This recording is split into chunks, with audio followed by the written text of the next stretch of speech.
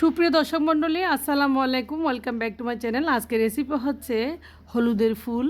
তো হলুদ ফুল আসলে সবাই খেতে পারে না, অনেকে খায় অনেকে খায় না, বাট আমার খুব পছন্দ। তো আমি আজকে রেসিপিটা আপনার সাথে শেয়ার করতেছি কীভাবে হলুদের ফুল ভর্তা করে খাওয়া যায়। তো দেখতে পাচ্ছেন এখানে আমি হলুদের ফুল নিয়েছি 3টা মতো। তো বাজারে অ্যাভেলেবেল তেমন পাওয়া যায় না, মাঝে মধ্যে চোখে দেখলে নিই। তো আজকে আমি বাজারে গিয়েছি সকালে, হলুদের ফুল পেয়েছি। তো আপনাদের সাথে রেসিপিটা শেয়ার করতেছি।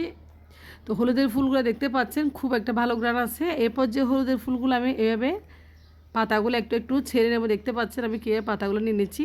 অনেক সময় হলুদের ফুলগুলো তরকারি দিয়ে, চিংড়ি মাছ দিয়ে বা শুটকি দিয়ে খাওয়া যায়, বাট আমার মায়ের খুব পছন্দ ছিল, উনি শুটকি দিয়ে খাইতো। আমি আজকে একটা ভর্তা বানিয়ে খাবো, ভর্তা আমার খুব পছন্দ। আর হলুদের ফুলে রয়েছে অ্যান্টিঅক্সিডেন্ট, আর রয়েছে প্রচুর পরিমাণে ক্যালসিয়াম, আয়রন, ভিটামিন। আর এই হলুদের ফুল আপনারা খেলে আপনাদের ফ্যাটও কমে যাবে। প্রেশার, যাদের বেশি পরিমাণে ডায়াবেটিস প্রেশার রয়েছে তাদের জন্য হলুদের ফুল খুব ভালো। আর অ্যালার্জি থাকলেও হলুদের ফুল চলে যায়। অনেক গুণাগুণ রয়েছে টোটাল কথায় হলুদের ফুলে। তো দেখতে পাচ্ছেন ফুলগুলো আমি ছড়িয়ে নিয়েছি একটা একটা করে পাতাগুলো। এখন আমি নিয়েছি এখানে পেঁয়াজ কুচি আর পুদিনা পাতা কয়েকটা। হলুদের ফুলগুলো আমি ধুয়ে নিয়েছি পরিষ্কার করে। ধোয়ার পরে একটা কালার চলে আসছে দেখতে পাচ্ছেন।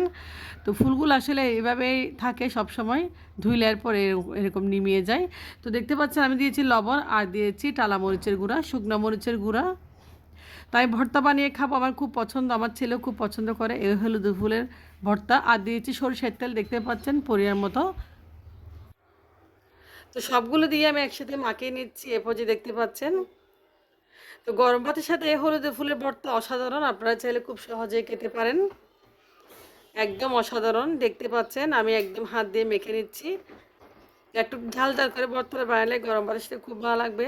আপনারা অবশ্যই হলুদের ফুল দেখলে নেবেন। আর হলুদের ফুল স্বাস্থ্যের জন্য অনেক উপকারী, অনেক গুণাগুণ রয়েছে।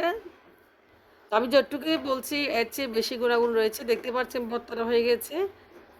তো ভর্তাটা আমি একটু ছেঁকে দেখতেছি আসলে কেমন হয়েছে। খুব বেশি জাল হয় না, মোটামুটি। সেজন্য আমি অল্প করে আরও টালা মরিচের গুঁড়া দিয়ে দিচ্ছি, যেহেতু একটু ঝাল কম লাগতেছে। তো আপনারা আপনাদের পছন্দ মতো ঝালটা খাবেন। আমি তো খুব বেশি ঝাল খাই, যেহেতু হলুদের ফুলগুলো একটু তিতো টাইপের, তো ঝাল দিলে একটু তিতোটা কেটে যায়।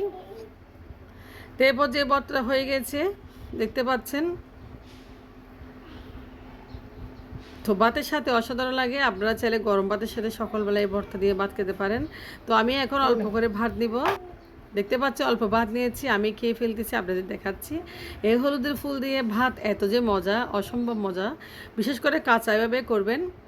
তো আশা করি আজকের ভিডিওটা ভালো লাগবে। ভালো লাগলে অবশ্যই আমার চ্যানেলটি সাবস্ক্রাইব করে পাশে থাকবেন, আর লাইক কমেন্ট শেয়ার করবেন আমার ভিডিওটা।